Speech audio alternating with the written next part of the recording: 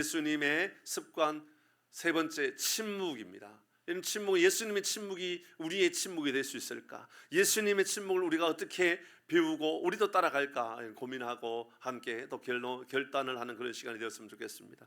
어느 한 여인이 있었었는데요, 이 여인이 수도사를 찾아와 하소연을 합니다. 다른 하소연이 아니라 늘 대화할 때마다 자기 남편과 싸운다라는 겁니다. 뭘 대화만 하면 남편과 늘 싸우게 되어서 너무 힘들다라는 겁니다.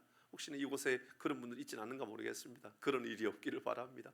이 아내가 너무 답답한 마음에 이 수도사를 찾아서 어떻게 하면 됩니까? 라고 했더니 이 수도사가 물이 담겨져 있는 물병을 하나 주면서 이렇게 이야기합니다. 남편과 다투고 남편과 대화하기 전에 이 물을 한 모금 입에다가 이렇게 가득 채워 놓는 거다. 물을 마시지는 말고 입 안에다가 그냥 삼키지 말고 입 안에 두어야 된다. 이렇게 이야기합니다. 그리고 이 여인은 남편과 대화할 때마다 시비를 걸어올 때마다 다툼이 생길 것 같을 그런 상황이 될 때마다 물을 이제 입에다가 그대로 삼키지 않고 두는 것입니다. 그러자 놀랍게 가정이 평안해지기 시작하는 겁니다. 이 물은 도대체 무슨 물일까? 이게 도대체 어떤 신비로운 물이기에 이런 역사가 나타날까 생각한 겁니다.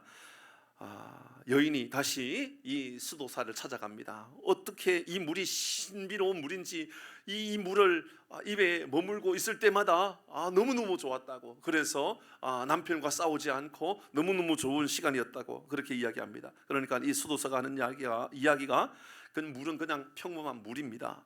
다만 침묵이 신비로울 뿐이었습니다. 이렇게 이야기합니다. 그러니까 물을 입에 머물고 있는 것은 말하지 않고 침묵하고 가만히 있는 것이 훨씬 더 큰 복이 되었다. 이제 그런 이야기죠. 여러분, 침묵은 내적인 힘을 가지고 있습니다. 여러분, 침묵은 그 사람이 볼 수 있는 가장 위대한 절제의 능력이라 말할 수도 있죠. 많은 사람들이 다 그런 것은 아니겠습니다만은 상당히 많은 사람들은 자기 주관에 대하여, 자기 상황에 대하여 이야기하고, 그리고 또 많은 말을 하려고, 아이들 보면 더더욱 그렇지 않습니까? 얼마나 많은 말을 합니까? 사람들 대화하다가 상대방이 어떤 말을 하면 내가 지금 말하고 있는데 왜 중간에 끼어드느냐라고 이야기하면서 말을 멈추라고, 그만하라고 그렇게 이야기하죠. 사실은 그렇게 하는 것이 합당한 것처럼, 그렇게 하는 것이 내가 대화에서 이기는 것처럼 그렇게 생각할 때가 있습니다.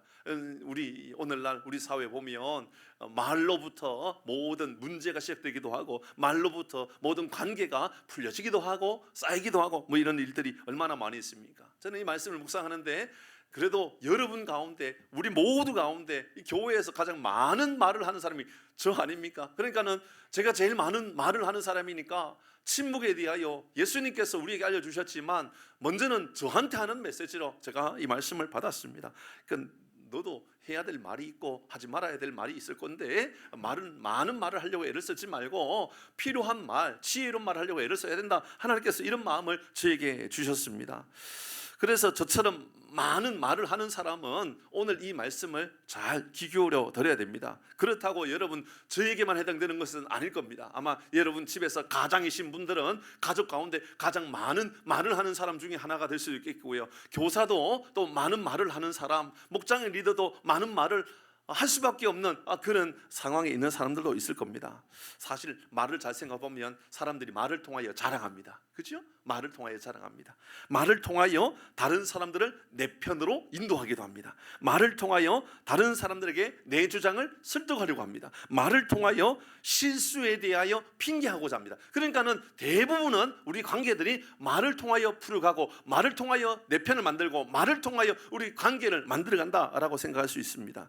그래서 말을 실수하지 않는 것은 얼마나 중요한지 모르고 얼마나 큰지 모릅니다. 야고보서는 우리에게 말에 실수가 없으면 곧 온전한 자라고 이야기하지 않습니까? 야고보서 3장 2절 말씀을 같이 읽어볼까요? 시작. 우리가 다 실수가 많으니 만일 말에 실수가 없으면 곧 온전한 사람이라 능히 온 몸도 굴리시우리라. 이런 말에 실수가 없는 사람이 가장 온전한 사람이다. 여러분, 성경을 우리에게 이렇게 알려줍니다. 그러면서 3절의 말씀에 보면 이렇게 말하죠. 우리가 말들의 입을 제갈 물리는 것, 말들을 열심히 잘 달리게 하려고 그러면 말들을 잘 훈련시키는 방법은요, 제갈 물리는 겁니다. 그래서 그러니까 말이 함부로 무엇을 뜯어먹거나 말하지 못하도록 그렇게 만들어가는 것이 얼마나 중요한지 모른다. 성경이 우리에게 이렇게 알려주고 있습니다. 성경은 우리 입에서 나오는 말이 그냥 나오는 것이 아니라고 그러잖아요. 성경은 우리의 말에 대해서 그냥 내뱉은 말이 아니라 습관이기 때문이 아니라 마태복음 말씀에 보면 15장 18절에 이렇게 말씀하고 있습니다. 말이란 어떤 겁니까? 입에서 나오는 것들은 어디서 나오는 것이라고요? 마음에서 나오는 거라고요. 그러니까 마음에 담고 있는 것들이 어느 순간 나도 모르는 사이에 나오고 있는 겁니다. 매번 평소에 불평이 많고 원망이 많고 남 탓하고 그런 말을 가지고 있는 것은 마음에 이미 이런 부정적인 마음을 가지고 있는 겁니다. 부정적인 생각을 가지고 살아가는 그런 마음이기 때문에 그렇게 되는 겁니다. 여러분, 말거울이라고 하는 책이 있습니다. 최지은 씨가 지은 책인데요. 뭐 두꺼운 책도 아니고요. 이 책은 굉장히 가벼운 책입니다. 그리고 굉장히 젊은 저자가 쓰는 책 제목 중에 말거울이라고 하는 책이 있습니다. 이 책에 이런 내용이 있습니다. 언어는 그 사람을 비춰주는 거울과 같다. 언어는 말은 그 사람을 비춰주는 거울과 같다. 그러면서 그가 말합니다. 논리적으로 말 잘하는 것, 자신감 있게 말하는 것, 다양한 표현으로 생동감 있게 말하는 것, 말하기 훈련을 우리가 열심히 쌓는 것. 왜 그럴까? 말을 통하여 나 자신을 드러낸다라고 모든 사람 다 생각하고 있기 때문입니다. 동의할 수밖에 없는 말이죠. 생각해보면 사람들은 이런 착각에 빠집니다. 내가 말을 잘하면 그 사람은 대단한 사람이 되어 있는 것처럼 생각하게 됩니다. 정치인들도 잘 생각해보면 그렇죠. 여러분, 그래도 정치인들이 어떤 좋은 공약을 가지고 있느냐보다도 얼마나 말 잘하느냐에 따라서 그 사람에게 표를 주는 경우들이 많이 있습니다. 사실은 그러면 안 되는데도 불구하고 그런 경우들이 있죠. 우리나라 정치인들도 잘 생각해 보십시오. 어떤 정치인은 보면 참 저 사람 대단한 사람이다, 훌륭한 사람이다, 모든 권력과 명예를 다 내려놓고 정말 좋은 정치하려고 위하여서 그렇게 나왔지만 문제가 뭐냐면 말을 잘 못하는 거예요.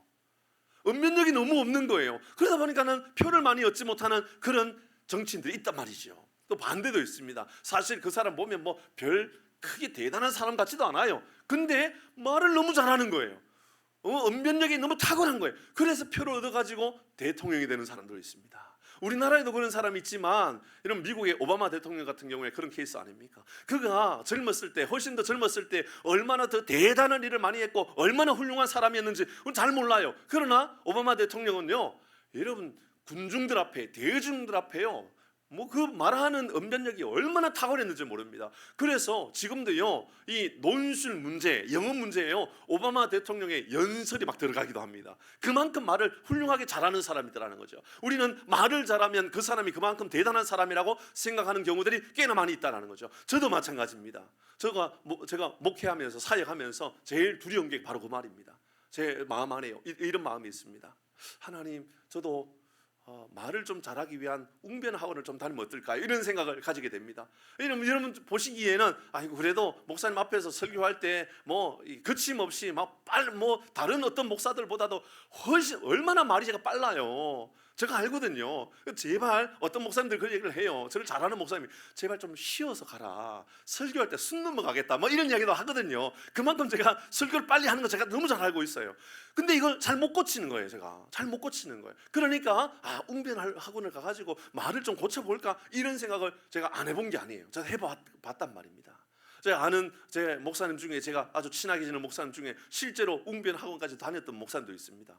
말이, 그 목사님이 너무 본인이 볼 때는 촌스럽다라는 거예요. 자기 말이 촌스럽게 느껴져가지고 웅변 학원을 다녀야 되겠다. 근데 평생 해왔던 설교, 평생 해왔던 말이 뭐 고쳐질 리가 없죠. 결국은 이제 다른 지역에 내려가가지고 자기 고향에 가가지고 이제 목회하고 계십니다. 말을 고치기가 어려우니까 그랬던 겁니다. 그런데 잘 생각해 보면 우리는 말로 인하여 목회하고, 뭐 세상 말로 말하면 말로 인하여 먹고 사는 사람, 뭐 선생님들도 말로 먹고 사는 사람인 것처럼 목사도 말로 인하여서 살아가고 있지 않습니까? 그러다 보니까는 저도 모르는 사이에 정말 말을 잘하는 목사를 보면요, 부러워요. 예전에 이동원 목사님께서, 제 지구촌교회 원로 목사님 아니십니까? 이동원 목사님께서 이제 제가 그때 참석했던 기억이 있는데요. 온누리교회 하영조 목사님, 이제 예전에 돌아가신 하영조 목사님 목회하는 그곳에 강해 설교 세미나에 가셨던 거예요. 강해 설교 세미나. 그러니까 이 이동원 목사님 설교 얼마나 잘하셔요. 그러니까는 가가지고 이제 이동원 목사님을 소개하려고, 이동원 목사님을 소개하기 위하여 이 하영조 목사님이 앞에 서가지고 이렇게 소개를 하는 거예요. 너무 친하니까 소개하는데 이렇게 이야기하셔요. 여러분 오늘 강해 설교 세미나에 오셨는데 여러분 실수하셨습니다. 오실 곳이 따로 있지 이런 곳에 왜 오십니까? 이런 얘기를 한 거예요. 아니, 자기가 설교 세미나를 열어놓고는 여기에 온 것은 잘못된 겁니다. 그 이야기를 한 거예요. 왜 그 얘기를 하느냐면, 이동훈 목사님은 강해 설교를 잘하는 것이 아니라 말의 달란트가 얼마나 탁월한지, 달변가라고, 말을 너무너무 잘하는 거라고 이제 그렇게 이야기하시는 거예요. 그 말에 공감하는 거예요. 뭐냐 하면, 목사도요 너무너무 정말 조리 있게, 정말 아주 수준 있게, 그 말만 들어도 야 묘하구나, 정말 매력 있구나, 이런 말을 할 수 있는 목사가 되면 얼마나 좋을까, 그런 마음이 저에게도 있단 말입니다. 이제 뭐 친구처럼 지내지만 사실 친구는 아니고 저보다 한 두어 살 젊기는 합니다만은, 고향이 정읍분입니다. 정읍분. 저 친하게 지내요. 뭐 자전거도 같이 타기도 하고, 뭐 같이 밥도 먹고, 같이 사역도 하고, 뭐 그랬던 아주 친한 목사님입니다. 그분의 고민거리가 있는데, 그분은 설교할 때마다 힘들다라는 거예요. 뭐가 그렇게 힘드냐니까는, 자기는 설교할 때마다 너무 전라도 사투리가 많이 나와가지고, 지금 이제 이 경기도권에서 사역하고 있는데 전라도 사투리가 너무나 많이 나와서 힘들다라는 거예요. 저한테 그 얘기하는 거예요. 근데 저는 경상도 사람 아닙니까? 제가 설교할 때 경상도 사투리 나옵니까? 안 나옵니까? 나와요, 안 나와요? 많이 나와요. 그냥 나오는 게 아니고요. 제가 왜 모르겠습니까? 저도요 이게 부담감이 된단 말이에요. 그런데요, 전에도 말씀드렸던 것처럼 저는 복음에 대하여 이렇게 생각합니다. 그 사람이 어떤 사투리를 쓰느냐 안 쓰느냐, 그 사람이 말을 얼마나 잘하느냐 안 하느냐의 문제가 아니라, 복음은 본질입니다. 그러니까는 어떤 사투리를 쓰고 있느냐, 어떤 말을 잘하느냐의 문제가 아니라, 본질에 붙잡고 있으면 사투리를 뛰어넘는 능력이 나타나는 줄 믿습니다. 그 이야기를 그 목사님께 해드렸어요. 목사님 편하게 하세요. 하나님께서 목사님 목회의 자리로 불러주신 것은 언어를 통하여, 언어 때문에 하나님께서 목사님 목회를 맡기신 거 아니지 않냐고요. 하나님 편하게 하나님께 맡겨서 그냥 하면 돼요. 이거 맞지요. 여러분, 우리는요 이 사투리나 언어의 어떤 습관을 뛰어넘는 그까지도 하나님께서 충분히 더 큰 은혜로 역사하는 하나님의 그 역사하심들이 우리의 복음의 메시지 안에 담겨져 있는지를 항상 믿음으로 고백할 수 있기를 바랍니다. 여러분, 이곳에 여러분 우리나라의 뭐 대부분의 지역들 다 여기 계시잖아요. 여기 뭐 전라도 분도 계시고, 경상도 분도 계시고, 충청도 분도 계시고, 여러분 강원도 분도 계시고, 뭐 이북 분도 계시죠. 이북 분도 계시지 않을까요? 이북 서석갑 집사님 혹시 이북 분 아니에요? 서석갑 집사님은 호남 분인가요? 네, 호남 분들을 알고 있어요. 아마 이곳에 이북 분도 계실 수 있을 거예요. 여러분, 그게 중요한 게 아니잖아요. 중요한 것은 복음의 본질, 복음의 본질, 메시지 그 자체가 훨씬 더 중요한 거죠. 그런 마음을 가져야 되는 겁니다. 우리가 붙잡고 있는 것은 여러분 복음을 붙잡고 있는 것이지 어떤 언어의 습관을 붙잡고 있느냐, 그게 아닌 것입니다. 그래서 우리는요 이 말씀을 마음에 새겨야 될 것 같아요. 사도행전 2장 4절 말씀, 우리는 어떤 입술을 가지고 살아가야 할까요? 이름 같이 읽어봅니다. 시작.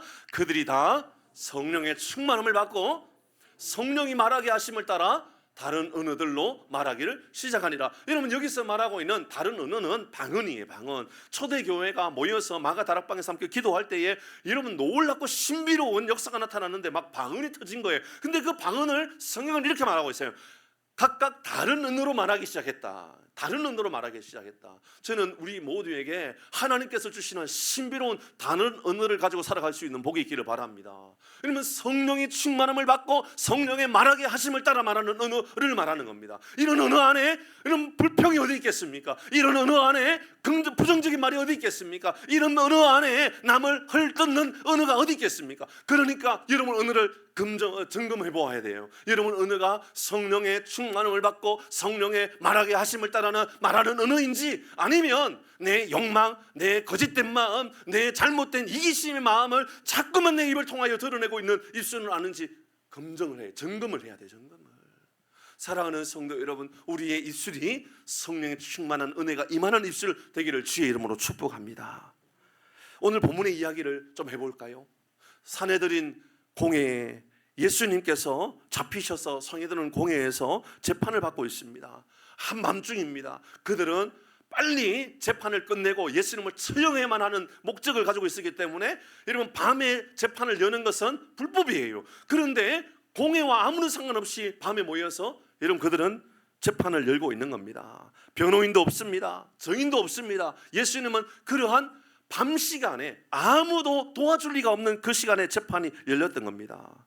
예수님을 재판을 여는 제목은 이런 겁니다. 예수님께서 성전을 헐고 사흘 만에 재건하겠다라고 하셨던 말씀에 대하여 예수님을 신성 모독죄로 하나님인 것처럼 여기고 있는 그 사람을 처형한다라고 하는 그런 이름을 가진 것이죠. 그런데 불법으로 재판하는 그 진행하는 순간순간 잘 들어보면 예수님께서 계속해서 한 말씀도 하지 않는 시종일관 침묵하는 장면을 보는 거예요. 오늘 본문은 그 침묵하는 그 장면에 대한 이야기입니다. 다만 자신이 그리스도라고 하는 것에 대하여 예수님 동의하셨죠. 그 외에 빌라도의 법정에서도 예수님은 침묵하십니다. 그러자 오히려 빌라도는 대답하여 말합니다. 봐라, 많은 사람들이 이렇게 당신을 어떻게 하고 있느냐, 고발하고 있지 않느냐, 당신을 고발하고 있는 이 많은 사람을 봐라. 근데 어떻게 참고 있느냐. 빌라도가 예수님을 향하여 그렇게 말합니다. 그렇지만 예수님은 이에 대하여 항변하지 않아요. 변명하지 않아요. 예수님은 여전히 여러분 이에 대하여 침묵하십니다. 유대인의 자리에서 침묵하셨던 예수님, 그 예수님은요 이제 빌라도에 의하여서 로마의 재판의 자리로 옮겨지게 됩니다. 누구에게 가죠? 헤롯에게 갑니다. 헤롯에게 갔지만 여전히 헤롯도 침묵하시는, 헤롯 앞에서도 침묵하시는 예수님입니다. 헤롯은 다시 예수님을 빌라도에게 다시 보냅니다. 다시 여전히 예수님은 침묵하십니다. 예수님은 십자가에 돌아가실 때도 침묵하십니다. 예수님은 누구 앞에서도 항상 침묵하는 장면을 보게 됩니다. 예수님 계속해서 침묵하셨습니다. 하지만 예수님의 침묵은 말하지 않는 조용하게 가만히 있는 말에 대한 이야기가 아닙니다.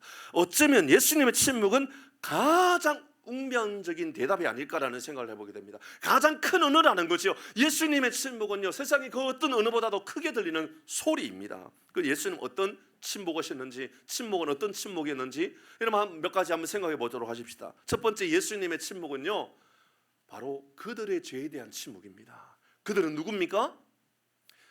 대제사장들과 장로들과 여러분 빌라도와 헤롯과 여러분 예수님을 죽이고자 했던 많은 사람들에 대한 죄에 대한 침묵입니다.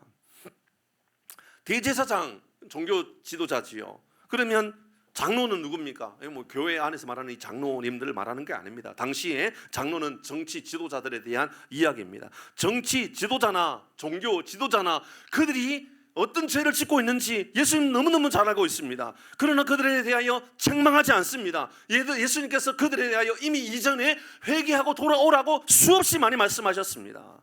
대제사장이나 정치 지도자들 예수님을 주라고 인정하기를 너무너무 싫어하는 사람들, 아니 인정할 수가 없었습니다. 예수님이 죄가 있어서가 아니라 너무너무 그들의 죄를 너무너무 잘 알고 있었기 때문에 예수님은 그들의 죄 앞에 여러분 가만히 계시고 있었던 겁니다. 가만히 있다 그 말은 아무 말씀하지 않은 것이 아니라 그들이 회개하고 돌아오라고 하는 그 말씀에 대한 이야기입니다. 여러분 종교 지도자들 예수님을 책망하고 예수님을 여러분 재판을 열고 예수님을 죽여야만 되겠다라는 생각을 가졌습니다. 왜 그랬습니까? 예수님께서 종교 지도자들에 대해서 계속해서 말씀하셨기 때문에 그럽니다. 회개하고 돌아와야 된다. 이런 종교 지도자들을 향하여 회개하고 돌아와야 된다는 것을 계속해서 알려주었습니다. 하지만 바리새인들, 종교 지도자들은 예수님의 책망이 너무 부담스러웠습니다. 회개하라고 하는 것이 부담스러웠습니다. 예수님께서 그들을 향하여 이렇게 말씀하셨잖아요. 너희들은 회칠한 무덤이라고. 회칠한 무덤. 1년에 한 번씩 무덤을요 하얀 색깔로, 오늘날 뭐 페인트 같은 거죠, 그런 걸로 칠을 합니다. 그래서 혐오감을 좀 덜하도록 그렇게 만들어 놓았습니다. 그런데요 그 무덤 안에는 무엇이 들어있지요? 시체가 들어있지 않습니까? 바로 그 모습이 바로 바리새인들이라는 거예요. 바리새인들, 특별히 대제사장들 화려한 옷을 입습니다. 대단한 뭐 권력을 가지고 있는 것처럼 장로들도 그렇게 말합니다. 그 들어보면 하늘의 영광을 본인이 다 가지고 있는 것처럼 말합니다. 그러나 예수님 보실 때 그 속은 썩어 문드러져 있는 시체였던 겁니다. 그러니까 예수님께서 끊임없이 회개하고 돌아와야 될 것이라고 말씀하셨던 것이죠. 예수님께서 그들이 예수님을 이제 심판의 자리로, 재판의 자리로 넘겼을 때 예수님 아무 말씀하지 않았던 것은 그들이 회개하고 돌아오라고 하는 예수님의 말씀이었던 겁니다. 그들은 그들의 죄에 대하여 책망하고 그들의 죄에 대하여 이제 이 시간에 예수님께서 그들의 조목조목 죄를 따져가면서 그들을 심판하고 있는 것에 대하여 침묵하고 있는 장면을 볼 수가 있는 겁니다. 예수님의 침묵은 저 죄를 드러내고자 하는 예수님이 아니라 도리어 죄를 가려주는 예수님의 모습을 어쩌면 볼 수도 있는 장면이 될 수 있습니다. 바리새인들이 음행 중에 잡혔던 한 여인에 대하여 어떻게 합니까? 여러분, 우리가 잘 알고 있는 것처럼 음행 중에 이 여인이 바리새인을 통하여 끌려오게 되죠. 많은 사람들이 그를 이제 돌로 쳐서 죽이려고 합니다. 그러니까 이 바리새인들이 예수님한테 어떻게 하면 되겠냐고, 이 사람이 음행 중에 잡혔는데 어떻게 하면 되겠냐고, 그들은 예수님을 이미 심판하려고 예수님이 얼마나 잘못된 생각을 가지고 있는지를 테스트하고 싶었던 겁니다. 근데 예수님 뭐라고 말씀합니까? 죄 없는 자가 먼저 돌을 들어 쳐라고 이야기합니다. 요한복음 8장 7절입니다. 같이 읽어봅니다. 같이 합니다. 시작. 그들이 묻기를 마지 아니하는지라 이에 일어나 이르시되 죄 없는 자가 돌을 쳐라, 돌을 들어서 그를 쳐라라고 이야기합니다. 무슨 말입니까? 우리 모두가 다 죄인이라는 것을 예수님께서 알고 계셨습니다. 이로 말미암아 예수님께서 침묵하셨다는 것은 그들의 죄를 덮어주시고자 하셨던 예수님의 마음, 이제 십자가 앞에서 침묵하시는 것은 바로 그런 의미입니다. 고린도후서 5장 21절의 말씀에 보니 이렇게 말씀합니다. 하나님이 죄를 알지도 못하신 이를 우리를 대신하여 죄로 삼으신 것은 예수님께서 대신 죄의 문제들을 다 덮어 쓰고 있다는 것이죠. 우리로 하여금 그 안에서 하나님의 의가 되게 하려 함이라. 이제 예수님께서 우리를 위하여 죽으셨다는 것을 이제 드러내고자 하셨다라는 이야기죠. 예수님은 우리가 회개하고 주 앞에 돌아오기만을 기다리는 겁니다. 복음의 본질이라는 것이 뭡니까? 복음이라는 게 뭐지요? 복음이라고 하는 것은요, 우리가 얼마나 복을 받았느냐, 얼마나 영광을 누리느냐, 얼마나 대단한 사람이 되느냐, 이게 복음이 아니에요. 진짜 복음은요, 우리가 죽을 죄인이고 우리가 얼마나 악한 사람인지 모른다 하지만 우리를 위하여 예수님께서 다가오셨고 우리를 구원해 주시기 위하여 죄를 물으신 것이 아니라, 여러분, 우리의 죄를 하나하나 드러내면 우리가 이곳에 계실 사람이 어디 있겠습니까? 예수님께서 우리의 죄의 문제가 아니라 바로 은혜로 우리를 구원해 주셨다. 이게 복음 아닙니까? 대신 예수님께서 십자가에 죽으셨다. 이게 복음 아닙니까? 그렇습니다. 어쩌면 오늘 예수님의 침묵은 복음이 무엇인지를 우리에게 알려주고 있는 것이죠. 사랑하는 교회 여러분, 여러분의 가족 안에도 이런 일들이 일어났으면 좋겠습니다. 복음의 은혜를 깨닫고 살아간다 그러면 남편의 죄에 대하여 덜먹이지 마십시오.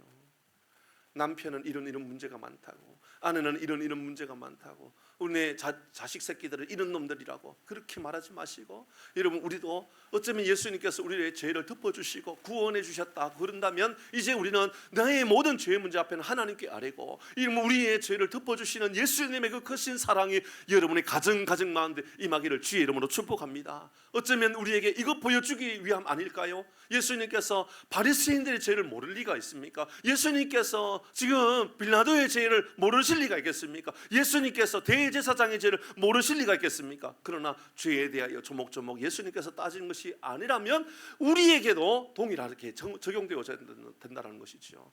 여러분, 마음에 들지 않는 여러분 부부 관계가 있을 수 있겠고요, 마음에 들지 않는 관계가 있을 수 있을 겁니다. 그러면 계속해서 안 좋은 것만 보일 겁니다. 남편도 아내도 자녀도 부모도 다 안 좋은 것만 보일 겁니다. 사랑하는 교회 여러분, 안 좋은 것이 보여지는 것이 아니라 복음이 보여지기를 바랍니다. 주의 은혜가 보여졌으면 좋겠습니다. 두 번째는 우리 이 말씀을 통하여 우리에게 예수님의 침묵의 의미는 예수님의 결백에 대하여, 예수님 결백하다라고 하는 것에 대하여 침묵하고 계십니다. 계속해서 고발하지요. 종교 지도자들도 고발하고 빌라도도 고발합니다. 여러분, 헤롯도 고발합니다. 빌라도는 예수님의 죄가 없다는 것을 너무너무 잘 알고 있었어요. 그래서 예수님이 신문한 앞에, 예수님 앞에 빌라도는 손을 씻습니다. 나는 이 일에 대하여 자유하다, 나는 이 일에 대하여 죄를 묻고 싶지 않다, 예수님 죄가 없다, 그렇게 이야기했던 겁니다. 다 신문합니다. 하지만 예수님은 침묵합니다. 예수님은 침묵은 바로 이 죄가 예수님의 죄의 문제가 아니라 바로 우리의 죄의 문제를 해결하기 위해 오셨다는 것을 알려주기 위함이라 그랬습니다. 그래서 예수님은 결백을 밝히지 않는 겁니다.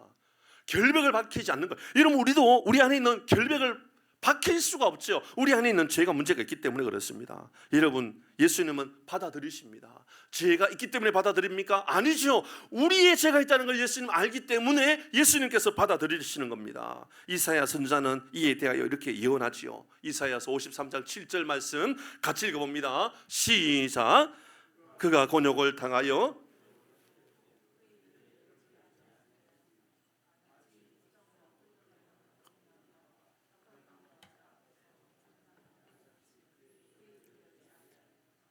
이사야 선지자는 예수님께서 입을 열지 않았다고 이야기합니다. 예수님 입을 열지 않았다. 입을 열긴 열었습니다. 어떻게 열었죠? 예수님께서 그들을 불쌍히 여겨달라고, 그들을 불쌍히 여겨달라고만 입을 여셨습니다. 여러분, 우리의 입술을 돌아보시길 바랍니다. 변명하기에 바쁜 우리의 입술이라 그러면 여러분 돌아보십시오. 혹시나 결백을 주장하기 위하여 나는 깨끗한 사람이라고, 나는 부족함이 없는 사람이라고, 나는 거짓됨이 내 안에 없다라고 이 말을 하기 위하여, 결백을 주장하기 위하여 내 입을 열고 있는 사람은 아닙니까? 아니면 예수님처럼 저들을 불쌍히 여겨달라고, 저들을 위하여 기도하기 위한 입술을 가지고 있습니까?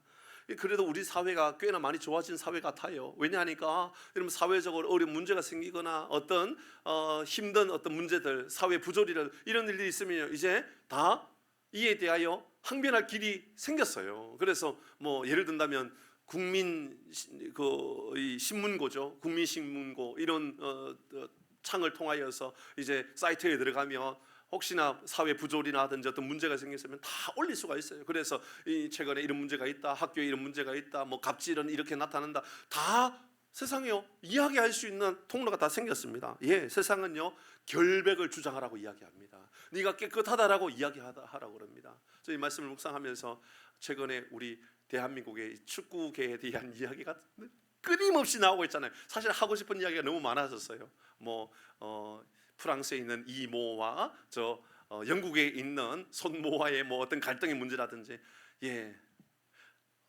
아마도 모두가 다 그럴 겁니다. 다 가만히 있는 게 어쩌면 답이 아닐 겁니다. 분명히 여기에 대하여 어떤 답을 내려야 되는 것이 답일 겁니다. 이 다툼에 대하여 그 답은 문제 자체보다도 사과하고 화해하고 풀어가야 될 어떤 그런 문제가 아닌가, 뭐 저는 그렇게 생각을 하게 됩니다. 여러분, 우리의 삶이란 그런 것 아닙니까? 문제가 생기면 빨리 문제를 풀기 위하여 사과하고 문제 고리들을 풀어가고, 그것이 우리 모두가 알고 있는 겁니다. 그런데 예수님은 죄가 없었죠. 그럼에도 불구하고 그 죄에 대하여 말씀하지 않고, 예수님 고난받고 있는 것에 대하여 말씀하지 않고 있다라고 하는 것은 여러분, 거기에서 누군가를 풀어주기 위함이 아니었을까요? 예수님께서 만약에 그곳에서 변명했다면, 예수님께서 그곳에 항변했다 그러면 여러분, 예수님은 죄가 없다라는 것이 드러나게 될 것이고, 죄가 없다는 것이 드러나게 되면 예수님이 풀려나게 된다 그러면 그곳에서 풀려나야 되는데 풀려나지 못하게 되는 사람이 하나 생기게 되겠죠. 누굽니까? 바라바. 예수님 대신하여서 풀어줄 사람을 하나 구하지 않습니까? 바라바를 우리에게 풀어달라고 이야기합니다. 죄인 중에 죄인이었던 바라바를 풀어달라고 이 많은 사람들이 요청하죠. 그렇습니다. 예수님은 항변하지 않았기 때문에, 핑계대지 않았기 때문에, 예수님의 변명에 여러분 예수님께서 결백을 주장하지 않았기 때문에 바라바가 풀려났습니다. 바라바의 이름의 뜻은 아버지의 아들입니다. 바나바의 이름의 뜻은 아브라함의 아들이라는 이름의 뜻도 될 수 있습니다. 그러면 바라바가 누군지를 알 수가 있지요. 아버지의 아들은 누굽니까? 우리입니다. 우리. 바라바는 남의 이야기가 아니라 여러분의 이야기고 죄의 이야기가 되는 겁니다. 여러분의 죄에 대하여, 우리의 죄에 대하여 예수님께서 이제 여러분 당신의 죄에 대하여 항변하지 않고 우리의 죄에 대하여 이제 예수님께서 항변해 주는 것이죠. 그래서 이제 로마서 8장의 말씀에 보면 마지막 이 로마서 8장에 이런 말씀이 나오지 않습니까?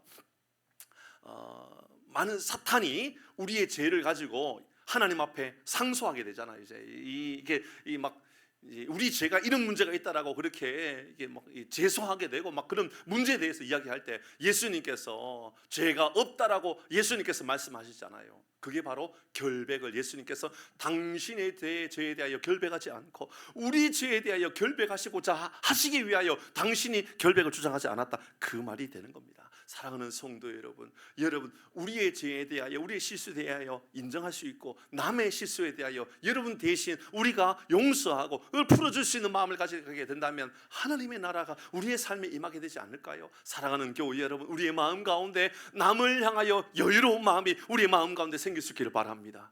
나의 죄에 대해서는 좀 예민하게 반응하고요, 나의 실수에 대해서는, 여러분 스스로의 죄에 대해서는 그래 내가 이런 죄인이지, 내가 나쁜 사람이지라고 하는 강력한 마음을 가지십시오. 그러나 다른 사람에 대해서는 좀 여유로운 마음을 가지는 겁니다. 예수님께서 그렇게 당신에 대해서 결백을 주장하지 아니하심으로 바라바를 구원하셨다는 것은 바로 나를 구원하신 것이구나, 나를 위한 당신의 사랑을 드러내신 것이구나 라는 것을 기억하는 겁니다. 세 번째는 예수님께서 여러분 침묵하신 것은 하나님에 대한 절대 순종에 대한 침묵이죠. 그렇습니다. 하나님 아버지의 뜻이 이루어지는 것에 대하여 침묵하신 것입니다. 아니, 이 뜻에 순종하시기 위하여 침묵하신 겁니다. 예수님은 이런 고난을 당하시기 전에 예수님께서 감람산에 제자들과 함께 기도하러 올라가셨죠. 지난주에도 묵상했었지만 기도하러 올라가신 그 자리에서 예수님께서 하셨던 그 말씀은 이런 말씀이었습니다. 누가복음 22장 42절의 말씀에 보면 예수님께서 감람산에 기도하러 가셔서 너무너무 고통스럽고 이 땀방울이 핏방울처럼 되어졌던 그 순간에 예수님 하셨던 말씀입니다. 같이 합니다. 시작. 이르시되 아버지여, 만일 아버지의 뜻이거든 이 잔을 내게서 옮기시옵소서. 그러나 내 원대로 마시옵고 아버지의 원대로 되기를 원하나이다. 여러분, 여기 말씀에서 우리가 아주 중요한 사실, 우리는 하나님께 기도해도 하나님의 뜻을 구하는 것보다는 내 뜻이 이루어지지 아니하면 하나님 혹시나 잘못된 결정을 내린 것 아닙니까? 혹시나 왜 내 기도에 대해서 응답하지 않습니까? 왜 하나님 내가 원하는 대로 하나님께서 이루어지지 않습니까? 라고 하나님 앞에 따지거나 하나님 앞에 혹시나 억울함을 이야기하지 않습니까? 하나님 내가 헌금했는데요, 하나님 내가 예배드렸는데요, 하나님 내가 기도했는데요, 왜 응답해 주지 않습니까? 라고 말하지 않습니까? 그런데 예수님 당신이 십자가에 죽으시는 그 장면 앞에 그 고통스러운 시간인 걸 예수님 너무너무 잘 아셨던 예수님 하시는 말씀, 이 잔을 내게서 옮기시옵소서. 그러나 내 원대로 되지 않기를 원합니다. 아버지의 뜻대로 되기를 원합니다. 절대 순종입니다. 예수님의 침묵은 하나님 앞에서는 절대 순종이었습니다. 우리 앞에서는 우리 죄에 대한 절대 침묵이었다면 하나님 앞에서는 절대 순종의 모습을 보여주고 있는 것이지요. 우리는 기도할 때에 우리의 원대로 되기를 원하지만 예수님은 아버지의 원대로 되기를 원한다고 우리에게 알려주고 있습니다.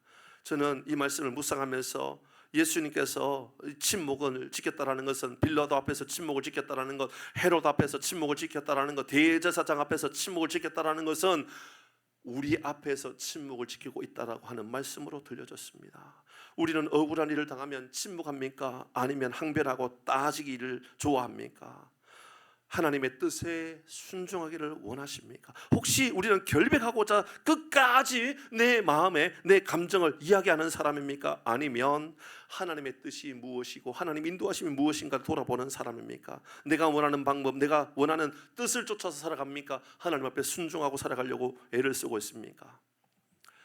고등학교를 졸업하고 이제 신학을 해야 되겠다라고 처음에 마음을 먹었을 때 제가 읽었던 책 중에요, 이 책을 제가 잊지를 못합니다. 엔토 슈샤쿠의 침묵이라고 하는 책입니다. 한번 보여주시죠. 이 책은 이미 리뉴얼 되어서 다시 여러 번 나오는 책인데, 엔토 슈샤쿠는 일본에서 가장 유망 있는 신학자이고 또 소설가이고, 엔토 슈샤쿠의 이 책은 저 깜짝 놀랐습니다. 고등학교 때 읽었던 이 책을요, 제가 어디서 경험했었느냐면 일본의 단기 선교를 갔었는데요. 일본의 단기 선교 가가지고 이 나가사키 지역, 나가사키는 뭘로 유명해요? 짬뽕으로 유명한가요? 나가사키에는 여러분 라면, 짬뽕 이런 것으로 유명한가요? 사실은 나가사키를 가면 원자 폭탄이 떨어졌던 지역이에요. 그 지역에 원자 폭탄이 떨어짐으로 말미암아 그 지역에 가려지고 숨겨졌던 것이 다 드러났는데, 그때 엔토 슈샤쿠가 그 지역을 보면서 이 지역에 어떤 일이 있었는지를 알게 돼요. 그리고 그 지역에 있었던 일들을 하나하나 소설을 써가지고 기록한 것이 바로 침묵이라는 소설이에요. 그러니까 침묵이라는 소설은 사실을 근거한 내용이죠. 어떤 내용인지는 여러분 전에도 한 말씀을 드렸나 모르겠습니다. 여러분 엔토시 샤코 가서는 이 침묵에 보면 포르투갈 선교사가 이 일본 지역에서 복음을 전하다가 너무너무 큰 고난을 당합니다. 얼마만큼 고난을 당하느냐 하면 포르투갈 선교사가 일본에 와서 복음을 배교합니다. 복음을 그대로 가지고 있을 수가 없을 정도로 너무 고통스럽게 죽여가지고 선교사조차도 배교하고 하나님을 떠납니다. 그게 일본이었습니다. 얼만큼 악랄하게 그들을 죽였었느냐 하면 너무 이 포르투갈 선교사의 이야기가 들려지지 않고 아무런 말이 없어가지고 다른 이제 선교사를 보냈더니 이미 배교한 선교사를 만난 거예요. 그리고 밤이 되었는데 밤에 뭐 사람들의 소리가 얼마나 크게 들리는지, 이건 축제도 아니고 뭐 이상한 소리가 많이 들리는 거예요. 도대체 무슨 소리인가? 아침에 눈을 떠보니까 일본 사람들이 예수 믿는 사람을 잡아가지고 죽이는데 어떻게 죽이느냐 하면 십자가에 사람을 하나하나 다 묶어놓는 겁니다. 근데 어떻게 묶어놓느냐면 거꾸로 뒤집어서 사람을 묶어놓습니다. 베드로처럼 예수님의 십자가를 거꾸로 묶어놓습니다. 이렇게 달아놓는 거예요. 근데 그렇게 달아놓는 걸로 끝나지 않고 귀에다가 구멍을 뚫습니다. 그러면 밤새도록 핏방울이 맺히지 않고 떨어지는 거예요. 한 방울 한 방울. 그래서 몸에 있는 피를 모두 다 밤새도록 빼는 겁니다. 그냥 죽이는 것이 아니고 악랄하게 죽이는 겁니다. 그 소리를 너무너무 고통스럽게 본 겁니다. 많은 사람들이 고통에 빠지는 것이죠. 그래서 이제 선교사가 잘했는지 확인하기 위하여 갔던 그 선교사가 기도를 합니다. 너무너무 고통스러워서 그가 하나님께 하는 기도입니다. 하나님, 저들에게 능력을 주셔서 이 고통으로부터 빨리 피할 수 있도록 도와주십시오. 하나님, 왜 침묵만 하고 계십니까? 왜 아무런 소리를 하지 않습니까? 아무런 말씀이 없습니까? 하나님, 저들의 비명소리가 들리지 않습니까? 하나님, 고통스러운 저들의 소리를 왜 듣지 않으십니까? 라고 항변하면서 하나님께 막 그렇게 이야기합니다. 기도합니다. 아무리 외쳐도 하나님의 소리가 들리지 않습니다. 하나님 살아계시다면 왜 아무런 대답을 하지 않는 겁니까? 라고 화가 날 정도로 그렇게 아뢰었습니다. 그때 어디선가 조용한 한 음성이 들려집니다. 하나님께서 이 사람에게 하시는 말씀입니다. 나는 침묵하고 있는 것이 아니라 너희의 고통 가운데 함께하고 있는 것이란다. 이렇게 말씀합니다. 하나님의 음성이 들려졌습니다. 하나님은 침묵하신 것이 아니라 우리의 죄에 동참하고 있었던 겁니다. 우리의 연약함 앞에 동참하고 있었던 겁니다. 여러분, 바리새인 앞에 예수님 침묵하셨습니까? 아닙니다. 우리의 죄 앞에 침묵하셨던 겁니다. 예수님께서 여러분 이 빌라도 앞에, 헤롯 앞에 침묵하셨습니까? 아닙니다. 우리의 악랄 앞에, 우리의 거짓 앞에 예수님께서 용서하기 위하여 침묵하셨습니다. 이로 말미암아 이제 예수님께서 우리의 모든 죄를 사해 주셨다 말이지요. 사랑하는 교회 여러분, 말씀을 마무리하려고 합니다. 빌립보서 2장 5절에서 8절 말씀입니다. 우리는 어떻게 살아가야 할까요? 이렇게 말합니다. 너희 안에 이 마음을 품어라. 곧 그리스도 예수의 마음이니 그는 근본 하나님의 본체이시나 하나님과 동등됨을 취할 것으로 여기지 아니하시고 오히려 자기를 비워 종의 형체를 가지사 종처럼 되셔서 사람들과 같이 되셨고 우리와 똑같이 되셨고, 그래서 우리에게 이렇게 말씀합니다. 8절 시작. 사람의 모양으로 나타나사 자기를 낮추시고 죽기까지 복종하셨으니 곧 십자가에 죽으심이라. 사랑하는 성도 여러분, 예수님은 대제사장과 다투지 않으셨습니다. 빌라도와도 다투지 않았습니다. 로마의 어떤 군사와도 헤롯과도 다투지 않았습니다. 예수님을 향하여 침을 뱉는 이들에게도, 조롱하는 이들에게도 항변하지도 않고 다투지는 않으셨습니다. 왜 그랬습니까? 그들이 바로 우리이기 때문에 그랬습니다.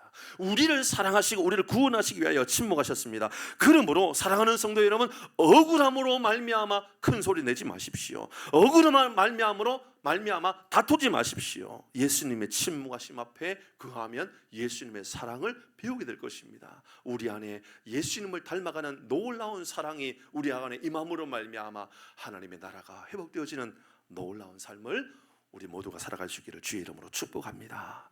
우리 같이 기도하고 찬양하도록 할까요? 왜 나만 겪는 고난이냐고 불평하지 마세요.